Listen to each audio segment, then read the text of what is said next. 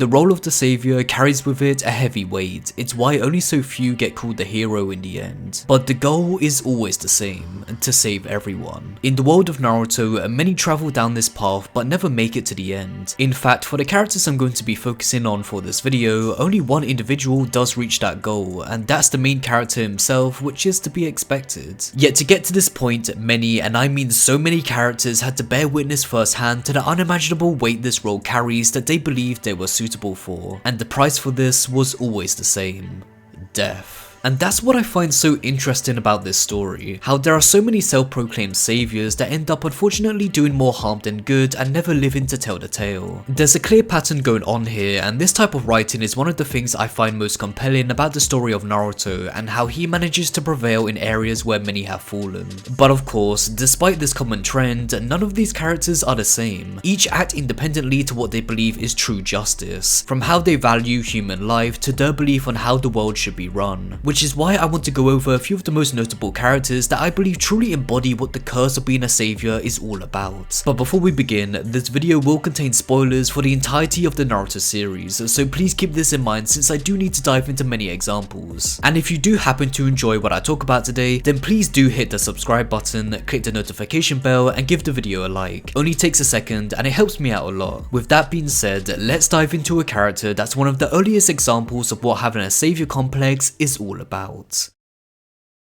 How can you stand there and tell me that you will never change your mind? You think you will always believe in yourself? How can you possibly have that much faith that life won't change you? Most, if not every character that develops such a way of thinking when it comes to contemplating their place in the world and what they can do to change it is given birth during war, and Nagato is one of the finest examples of this. Nagato is a character who continuously gets pushed down a path of destruction and misery. Right away as a child, not only is his parents wrongfully killed, but a power that was forced onto him by Madara is awakened. This is the earliest point we see in Nagato's life, and right away it is by far one of the most important aspects that helps us get to grips with how tragic of a position he's found himself in. Right off the bat, Nagato is not in control of anything that's happening to him. Despite now being an orphan, he's thrown into a role of importance due to Madara transplanting the Rinnegan. This immediately sets the stage of how he has no choice but to fulfill this role he believes he has to follow through with, being further reinstated with Jiraiya informing Nagato that his eyes are similar to the Sage of Six Paths, referring to him as the saviour of the world. And directly after this, Jiraiya goes on to say that Nagato is perhaps a reincarnation of the sage, carrying his hopes upon his eyes. That is an insane amount of importance Nagato has just been given, whether he likes it or not. And yet, it's all from an eye that was never a part of Nagato to begin with. This is exactly what I mean, where Nagato is constantly being thrusted down a path where he's quote unquote destined for great things. But before I get ahead of myself, I want to bring things back to when Nagato encounters Yahiko and Konan, because this is where all of this thinking about the bigger picture takes place. Yahiko is the one to implant the concept of changing the world into Nagato's mind, or to be more specific, world domination, which is really important to keep in mind for later, especially with how Nagato responds to this. He says, and I quote, "We'd be like gods." This is one of the first inklings of Nagato's desires coming to the surface. He's excited about the possibilities after all. Yet instead of calling himself a leader, the first word he throws in there is God, which says a lot about the type of position he would like to see himself in. But again, this moment is very important in the grand scheme of things for Nagato's future, due to this being the point where he attains his very own dream. Well, part of that is a lie. It's not just Nagato's, but Yahiko's too. From what's been discussed so far, Nagato's life is continuously being connected to other people, as it puts him in an awkward position where almost nothing is unique to him. The Rinnegan? That belongs to Madara. Hyped up that his future is promising? That's only because his eyes resemble the Sage of Six Paths, which again doesn't belong to him. And now his dream? That was Yahiko's. It gets to a point where you can start to see the multiple strings connected to Nagato like a puppet, which is ironic considering he manipulates the pain bodies in similar fashion, using them to relay his message to the world. He of course has a mind of his own, but his path is influenced so much by those around him, and all these parts reach their climax in this moment right here. Nagato doesn't get to make a decision about whether Yahiko lives or dies. In a mere matter of seconds, Yahiko makes that decision for him by quite literally forcing his hand. The very moment Yahiko ran into that kunai, Nagato's path was set. This being all the more apparent with the final words Yahiko leaves him with: "You are the savior of this world. I know you can do it." From that point, the rest was history. The Nagato we knew didn't exist anymore, now carrying Yahiko's dream, his organization, and even his body, using it as the symbol of leadership for the Akatsuki and not himself. Yet even though I say the Nagato of the past no longer exists, it's hard to say we even knew him to begin with. He's for the most part always been a shadow of someone else's ambitions, as it's not until his encounter with Naruto is when the old Nagato slowly gets revealed, and it's due to seeing himself in Naruto. This is why the cycle of hatred speech is so hard hitting, because not only is it a powerful ideology to stand on, but the position Naruto is in right now is what Nagato had also seen himself in, a naive kid who failed to see the true problems of the world. Nagato sees the world as completely cursed, unbeknownst to him that he was just another victim of this curse too. I mean, just look at his body. Of all the people who have told him he is the savior, does he really look fit for such a role? It's quite literally drained him of everything he has, to the point where he's merely a shell of his former self that was so hard to recognize to begin with. Nagato was pushed down the path of being a savior so often that it became too convincing to pass up, unaware that it was never his role to begin with. But for other characters, it's a lot harder to convince them otherwise. I want to sever the fate of this world, a world of only victors, a world of only peace. I will create such a world.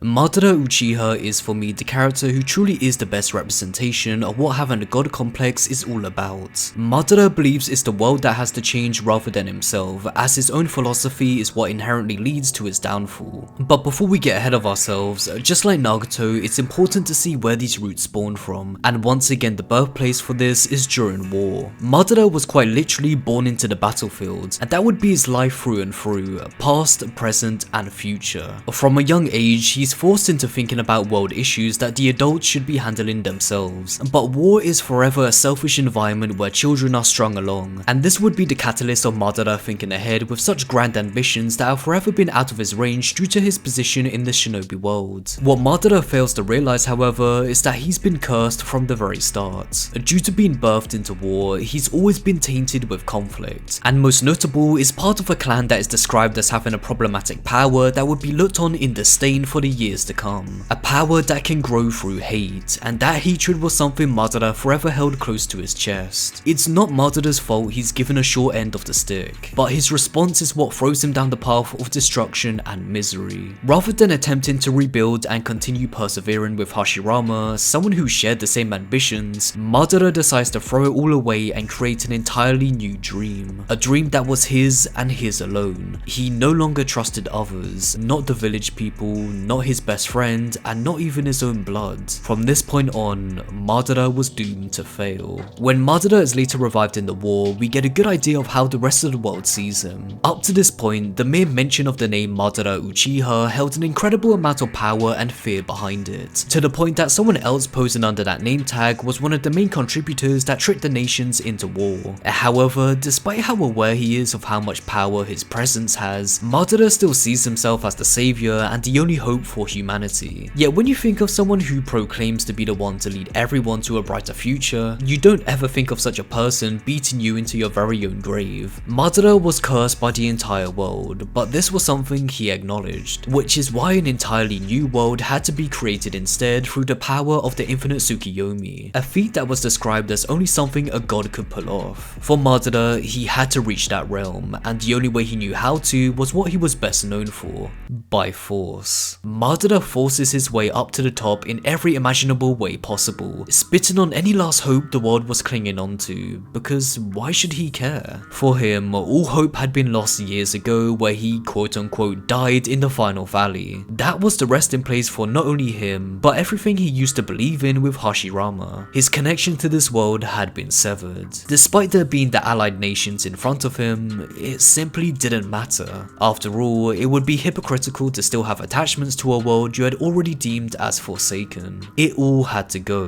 which included his bonds. Madara no longer believes in cooperation. The only type of companionship he had was with Obito, yet it was all to benefit his plans and his ego. There are countless times where Madara admits to wanting to interfere with Obito's actions just so he can be the one to finish the job, building himself up as the one and true savior for all mankind. Madara absolutely needed to become the savior he always envisioned, otherwise his whole purpose would have been for nothing. To truly emphasize how far gone Madara has become, he didn't even want the divine tree to activate the infinite Tsukiyomi. It had to be him casting this genjutsu upon the world. Because of this obsession to be the main star, this ends up being the reality where Madara is reclaiming his true self that wouldn't be possible in this dream world he envisions. His adoration for violence and being feared only continues to ramp up as his plan reaches its final stages. Hell, Madara is even aware of how much power his name really has. He assigned it to Obito after all to give him a boost in fear-mongering. And there are countless times where Madara repeats his name to his opponents to mockingly inform them how much of a privilege they should feel facing off in battle against him. This Madara right here that he enjoys being oh so much would not exist without the quite literal name he has created for himself in this world. A name that was forever tainted in blood and never fit to be the savior. Yet that was the only name he could trust, Madara Uchiha, which also connects back to why he gave Obito that name. The only person Madara Uchiha can trust is Madara Uchiha. That lack of connection he severed off from the world, that loneliness, it was something he could never escape, even when it came to entering the realm of the gods. He was forever chained to his human hypocrisy, resulting in him getting the biggest reality check he would ever experience. While I have mentioned that Madara doesn't trust anyone, Black Zetsu was the exception, only because Madara believes Zetsu was his very own will. Despite that not being the case, it's all the more ironic if you look at it from Madara's point of view before the truth is revealed, as it makes it seem like the only thing that brought about his downfall was none other than a part of himself. The final conversation Hashirama has with Madara is where reality at last catches up to him. Not only did Hashirama's plan for the world fail, but so did Madara's by going down this route of solitude. But Hashirama corrects him, saying it was never a dream for them to complete in the first place. They were merely supposed to be stepping stones to help the next generation attain their dreams for them, because at that point, it's not just one dream they share, but hundreds upon thousands upon millions. It becomes a dream that everyone wants to strive for, which results in the strongest power of them all: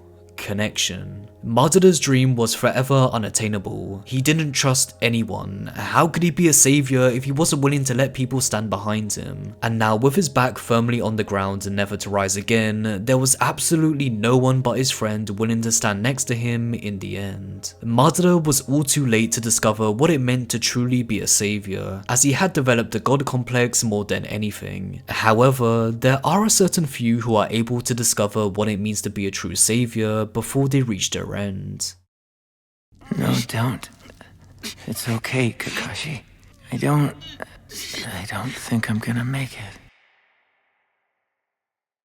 From Madara to Obito is ironic, considering this was how the torch was passed. At a young age, once again during war, Obito was subjected to the most extreme level of brainwashing we've ever seen, and it's all thanks to Madara forcing his worldview onto him. Madara essentially curses Obito with the same unhealthy mindset he's been obsessing over for almost his entire life. And it's really unfortunate considering Obito was heading down the correct path before all of this, as when he heads towards the battlefield, he boasts about how himself and Kakashi will make the perfect team with their shared vision. Obito fully understood that cooperation was essential when it came to tackling the problems that came his way, but because of Madara's manipulation, that Obito ceased to exist. Now it was Madara, and now it was nobody. But this wasn't the real Obito. Towards the end of the war, Naruto breaks Obito's mask quite literally and figuratively, as with nothing to hide himself from the world anymore, we start to see how much of a glass cannon he truly is. That once strong-minded masked nobody that would for the most part always keep his cool was now having multiple outbursts that were extremely bitter, especially towards Naruto, someone he saw himself in. Obito sets up multiple chances for Naruto to give up hope, because for for him, it's crucial that Naruto falls into the same depths of despair as he did to further solidify why he took the path he did. He's seeking validation, wanting to reaffirm that he did make the correct choice. And so there lies the problem. This person right here does not possess the same strength as the Obito of the past. This persona, this conviction,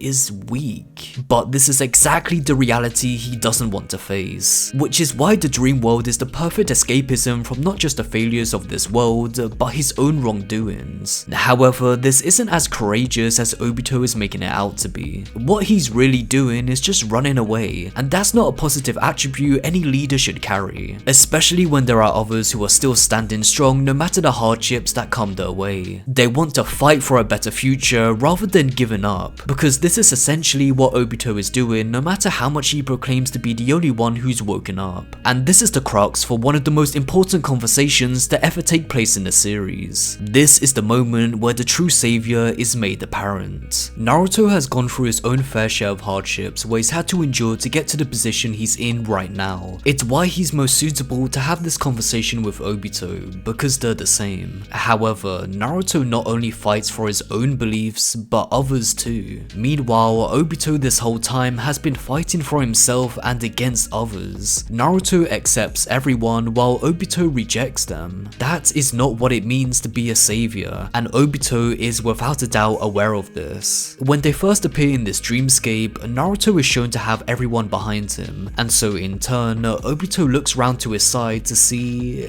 absolutely no one. Even with this godlike status Obito has ascended himself to, that isn't the kind of power people will flock towards. Individually speaking, Obito may be physically the strongest person in the world right now, but mentally, he's the weakest. As Naruto basically spells it out, Obito has been taking the easy path this entire time due to refusing to endure for the sake of others. There's no shortcut to becoming Hokage, and there are no ways out for the one who becomes Hokage. Naruto had become the exact guiding light Obito needed to bring him back onto the right path he used to walk, to bring him back as Obito Uchiha. With his name reclaimed, it wasn't the end of his story, but rather continuing where he last left off. Obito is now aware that just because Naruto's path is the correct one, it doesn't mean he's guaranteed to succeed. It all depends on the people that surround him to help pull him up so he can continue to lead the way. He still had a job to do, and that was to assist the next generation. This is where his path would lead to. He understands this completely, to the point where he saves Naruto's life not just once, but twice. For a short while, Obito did become the savior his younger self envisioned, and now putting his faith in Naruto to continue what he could not is the most perfect yet beautifully tragic ending to his story. This is the kind of hardships that are so common among the proclaimed saviors in this series, especially in relation to this next character.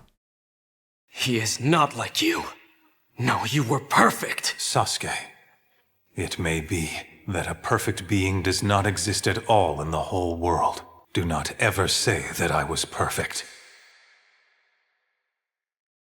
Itachi is a different case from the rest, not because of how his journey starts, but how he decides to make it end. To give us some context, it's important to briefly dive into the role Itachi was given. At just 4 years old, Itachi was seen fit enough to go to war, as once again, just like the other characters, war is seen as the main catalyst for the person they become. It forces them to grow up and strips them away of their childhood innocence. And being so young, having to deal with these problems of the world creates an enormous amount of baggage they're forced to carry. But for Itachi, he was well aware of this. At 7 years old, Itachi was thinking like a Hokage, which could be seen as a benefit to his tough upbringing. It allowed him to think multiple steps ahead, but in return, it resulted in Itachi getting caught in a complicated predicament. He was all alone. Because of this advancement in his skills, knowledge, and outlook on the world, there was no one who he could possibly connect to on this, meaning these newfound responsibilities was something only he could carry out. While Shisui was the closest friend Itachi could relate to on such a matter, even Shisui himself got caught up in the pressures of attempting to put a halt to conflict by carrying his own set of responsibilities by himself. And due to this fatal error, it not only results in his death, but now Itachi carrying an even more incredibly painful burden. A pain so agonizing that he would take it to his grave. The Uchiha massacre was a role Itachi unfortunately put himself into due to how capable of a shinobi he was. For an individual individual who showed an extraordinarily amount of promise when it came to tackling the problems of the world, that capability is used against him as a means to clean up the convoluted mess previous generations have been unable to patch. It's a position Itachi immediately regrets putting himself in, as on that dark night he thinks to himself about how he wishes he had told Sasuke everything before it came to this. And it's clear that while Itachi does fulfill this dreadful mission, it was way too much for him to handle, as he breaks down into tears twice during this night. The first when he has to kill his father and mother, and the second when he looks back at his younger brother. Despite everything the shinobi system says where the strongest ninja are those who remain emotionless, here we see how it's still completely impossible for one of the most skillful prodigies ever seen. Itachi was still human. The Uchiha massacre was seen as an option to stop an all-out war and prevent further casualties, but sacrifices were still made, especially for Itachi's case. His father says it best: "Compared to you, our pain will be over in an instant." Itachi would be forever branded as a cold-blooded murderer, carrying the weight of not just his near-extinct clan, but the weight of his brother's hatred too. There is no other character in Naruto that I believe best demonstrates the role of a cursed savior more than him, because even after Itachi's death, the slate isn't wiped clean just because he's gone. If you remember at the start of the video, I mentioned how many of these saviors never lived to share their story and where they went wrong, as it's a lesson that generally gets passed on from those around them when they reach their point of self-reflection. And typically to those who witness their final moments, it becomes an opportunity to grow and develop into a better version of themselves so they don't repeat the same mistakes. However, for Itachi, his influence doesn't affect Sasuke in a positive manner. It only sends him down a more chaotic spiral of darkness. Itachi's way of living was not only a curse to himself, but it had now passed on to his brother too. No matter how proficient of a guy Itachi was, he was still capable of failing. He thought he could have handled Sasuke by himself and direct him down the correct path through his death. But ironically, the amount of suffering Itachi put himself through due to acting alone is what resulted in Sasuke's hatred growing. Thankfully for Itachi, he gets a chance to correct his mistakes, as being reanimated was seen as that second opportunity to do right. He's not only one of the rare few who gets to share his lesson with others, but on top of that, he manages to put that level of understanding to the test by contributing to the war through stopping the reanimation jutsu. And this isn't something he does by himself, as the assistance of Sasuke allows Itachi to rectify the brotherly bond he used to dismiss in favor of the mission he had to complete. Itachi always kept Sasuke at a distance, but now it was time to bring him closer, not just physically through engaging in combat, but mentally too. Sasuke has forever found it incredibly challenging to decipher Itachi's thoughts. He's always 3 steps ahead after all. With no more reasons to lie, especially after the amount of damage it's done, Itachi allows himself to be open. It's not only what he deserves, but most importantly in Itachi's mind, it's what Sasuke deserves. And while Itachi is aware that he can't be the one to dictate the path Sasuke wants to head towards, he knows he has the power to tell him the unconditional truth. No matter what happens, he will always love his younger brother. What's so amazing about Itachi is that even though he got this second chance to do right, he makes sure not to be too hasty. He doesn't fulfill every objective he sets out to do, but instead passes it on to others to complete. Itachi is more than aware that he's not suitable for every task, no matter the knowledge and power he possesses, and how his actions transform Sasuke was more than enough of an eye-opener for him, which is why he doesn't try to convince Sasuke to go down any specific path during his final words. Instead, he passed off that role to someone a lot more suitable.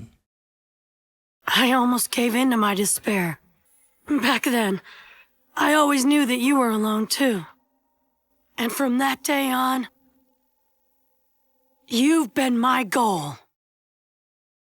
Getting to this point clearly hasn't been a smooth journey. Multiple mistakes had been made, and now this was the time to learn from them. This is where Naruto comes in. While most of the characters I've spoken about were attempting to tackle the problems of the world very early on in their lives, Naruto hadn't reached that point yet, and it resulted in a harsh rude awakening for him. His ideology is first put to the test against pain, where he's confronted with a simple question: what is his goal? And to that, he replies the obvious: to take take down pain and bring peace to the shinobi world. Naruto's words are quickly used against him in the most effective manner possible, by revealing how much of a hypocrite he is by playing into the system he seeks to get rid of. Naruto has only been confronting the obstacles that come his way, unaware that he himself was caught up in this cycle of hatred Pain speaks of. And to that, it proves the point Pain is trying to make. People will never be able to understand each other as long as this world is ruled by hatred. This breaks Naruto, as for so long he thought he was heading down the right path of becoming a true hero, only to realize he was merely clinging on to a simplistic worldview that didn't make him any more different than the antagonist he's facing right now. Because of this, Naruto no longer has an answer. It was time to reconsider what the true next step for a brighter future would be, and even after his talk with Nagato, Naruto still doesn't know what that answer is. But his footing is on the right path. He wants Nagato to entrust him with the dream both him and Jiraiya set out to accomplish. It was his turn to properly carry the Will of Fire. And keep in mind, this just shows how much sacrifice and suffering had to be made to get to a point where a true answer hadn't been figured out yet. Despite everything Nagato went through, it's not like his death gave Naruto a clear answer. It's not as clear as one may think, and for Naruto, he understood there was a lot of work to do. But unfortunately, the world wouldn't silently sit back and wait for Naruto to find his answer.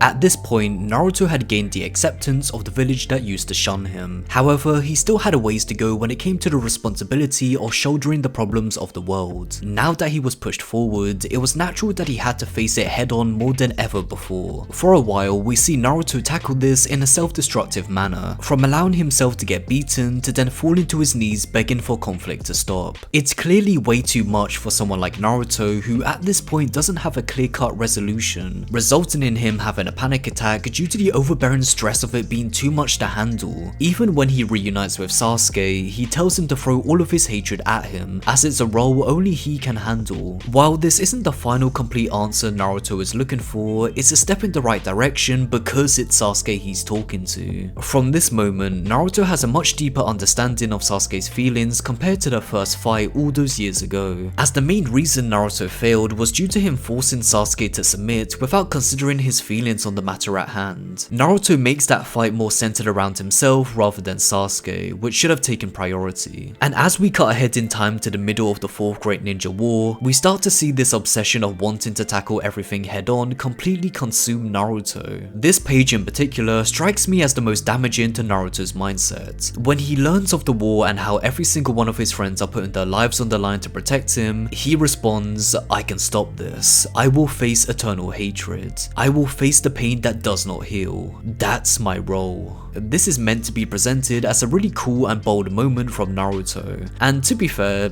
it is. The problem is that this is a troubling way for Naruto to interpret Nagato's words with facing hatred. It's understandable when it comes to Sasuke, he has that connection, but eternal hatred that continues to spawn from all sides of the world, it's completely impossible to tackle that alone. This is where Itachi comes in. Previously, I spoke about how Itachi was given a second chance to share his experiences so others don't fall into the same traps he once did, and Naruto is seen as the perfect individual for Itachi to share his wisdom with. At this point in the war, Naruto is still fixated on tackling everything alone, despite Itachi saying he'll do his own fair share of work and handle putting a stop to the Edo Tensei. Itachi points out that even though Naruto is strong, the position Naruto has put himself in with all this power and recognition has resulted in him forgetting what got him to this point to begin with. If he continues down such a road where he believes he can handle everything just because he's the strongest, he will eventually end up just like Madara, or in other words, Obito. And as we thoroughly discussed when it came to Obito, he believed he had the power to do things his way also, as Naruto truly was walking a dangerously close line to Obito despite him having good intentions. After all, Obito believed he had good intentions too. No matter how powerful one has become, it's always going to be a self-destructive path to take on all by yourself, to which Naruto had already experienced, meaning it would only get worse from here here on. This is the moment where it comes full circle for Naruto, understanding that he's got to rely on others, as that connection combined will be a lot more powerful than the strength a single individual carries. While Naruto leaves the Edo Tensei in Itachi's hands, Itachi seeks his own favour from Naruto, that being to handle Sasuke. As Itachi says it best, he tried to do everything by himself but failed, and so this time he leaves the task to a friend. To me, this is one of the most single important conversations between the previous and next generation. History on many occasions was so close to repeating itself, but thanks to the acknowledgement of mistakes, a clearer path for Naruto was made, especially when it came to saving Sasuke. Despite this being a battle Naruto is handling alone, he's aware he only got to this position because of those who supported him. The way they lived, the way they died. Their successes and mistakes is what allowed Naruto to grow more confident and reach the objective he would have been unable to grasp if he fought for himself and by himself. The path of a savior was never an easy one, and Naruto is completely aware of this. A path filled with misery, despair, hatred, and an insane amount of pressure. Just as others rely on Naruto, he relies on them too, surrounding himself with their beliefs to push forward. This is when a true savior is born.